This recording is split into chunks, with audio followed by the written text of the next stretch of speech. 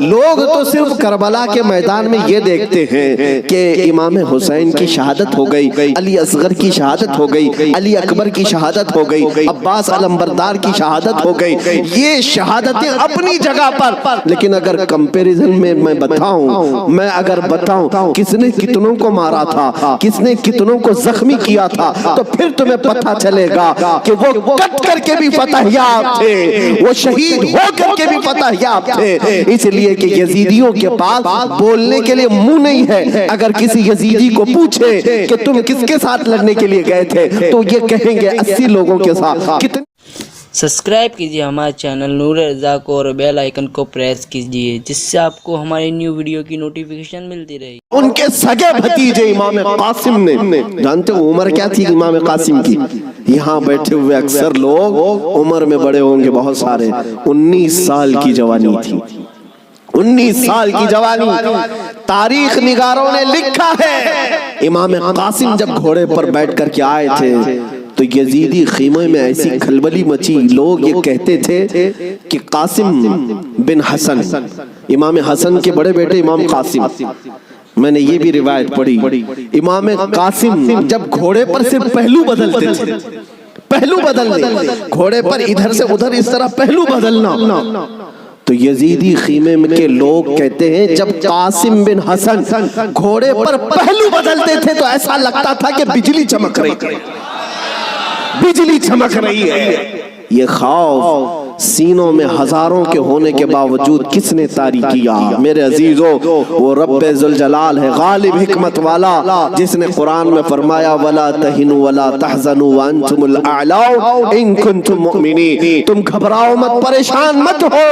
مولا فرماتا تم ہی غالب رہو گے اگر تم سچے ایمان والے ہو، اگر تم میرے مصطفیٰ کریم صلی اللہ علیہ وسلم کے سچے غلام ہو۔ لوگ تو صرف کربلا کے میدان میں یہ دیکھتے ہیں کہ امام حسین کی شہادت ہو گئی، علی اصغر کی شہادت ہو گئی، علی اکبر کی شہادت ہو گئی، عباس علمبردار کی شہادت ہو گئی، یہ شہادتیں اپنی جگہ پر، لیکن اگر کمپیریزن میں میں اگر بتاؤں کس نے کتنوں کو مارا تھا، کس نے کتنوں کو زخمی کیا تھا، تو پھر تمہیں پتہ چلے گا کہ وہ کٹ کر کے بھی فتح یاب تھے، وہ شہید ہو کر کے بھی فتح یاب تھے، اس لیے کہ یزیدیوں کے پاس بولنے کے لیے منہ نہیں ہے۔ اگر کسی یزیدی کو پوچھے کہ تم کس کے ساتھ لڑنے کے لیے گئے تھے تو یہ کہیں گے 80 لوگوں کے ساتھ۔ کتنے لوگوں کے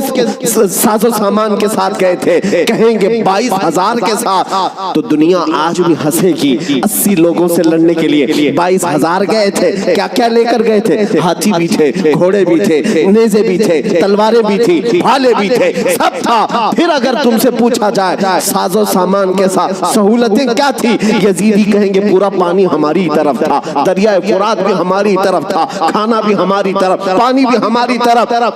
پھر دنیا پوچھے گی ادھر کے خیمے میں حسین کتنی تیاری کے ساتھ آئے تھے، تو تمہیں منہ جھکا کر کہنا پڑے گا ان کے پاس صحیح قسم کے نیزے اور تلواریں بھی نہیں تھی، اور گھوڑے اور ہاتھی اور اونٹ بھی نہیں تھے، ان کے پاس تو 3 دن کی بھوک بھی تھی، پیاس بھی، اور اس کے علاوہ ان نوجوانوں کے پاس بھوک و پیاس کی شدت کے ساتھ ساتھ ساز و سامان جنگ بھی نہیں تھا۔ تب دنیا آج بھی کہے گی بھلا اس کو جنگ کہتے ہیں، بھلا اس کو مقابلہ کہتے ہیں۔ وہ حسینی اگر تمہارے ساتھ مقابلہ نہ بھی کرتے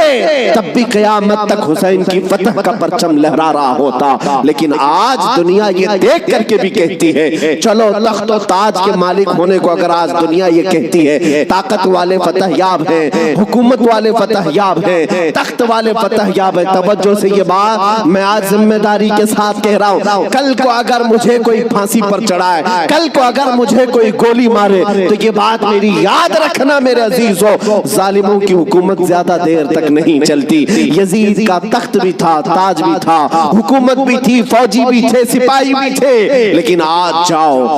جاؤ اس یزید کے تخت کو ڈھونڈنے کے لیے، محل کو ڈھونڈنے کے لیے۔ دمشق آج بھی موجود ہے، ملک شام آج بھی موجود ہے۔ دمشق اگر جا کر کے لوگوں سے पूछोगे वो तख्त कहाँ है जहां से हुकूमत की जाती थी, यहां से बैठ करके करबला के रेगिस्तानों में खून बहाया जा रहा था, यजीद कहाँ है, तख्त कहाँ है? वहां दिमश्क के रहने वाले शायद तुम्हारा हाथ पकड़ करके ले जाएंगे ऐसी जगह पर जहां पूरे दिमश्क का कचरा फेंका जाता है, जहां पूरे दिमश्क की गंदगी डाली जाती है, और लोग कहेंगे यहीं पर यजीद को दफन किया गया था। तुम नाक पकड़ करके भाग आओगे, वहां पर खड़े न हो सकोगे जहां यजीद को दफन किया गया था। ताज भी नहीं, तख्त भी नहीं, फौज भी नहीं, और ज़ुर्रियत औलाद भी नहीं। और फिर आओ करबला के मैदान में,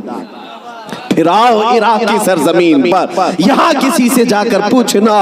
सुना है 1400 साल पहले यहाँ एक जंग हुई थी, करबला का मैदान था, रसूल के नवासे खानदान अहले बैत के टुकड़े कर दिए गए थे, उन्हें जामे शहादत नोश करना पड़ा था, वो मैदान कहाँ है? मेरे अजीजों, करबला का कोई भी आदमी तुम्हारा हाथ पकड़ कर ले जाएगा और कहेगा ए अजीज यहाँ वो मैदान नहीं है, यहाँ कोई वीरानगी और सहरा नहीं है, आओ तुम्हें ले जाते हैं, और ले जा करके ऐसी जगह खड़ा करेगा जहां से तुम्हारी नजर उठेगी तो सोने से कलई किया हुआ लहराता हुआ परचम हुसैन तुम्हें आज भी इस बात का ऐलान करेगा, शाह अस्त हुसैन, बादशाह अस्त हुसैन।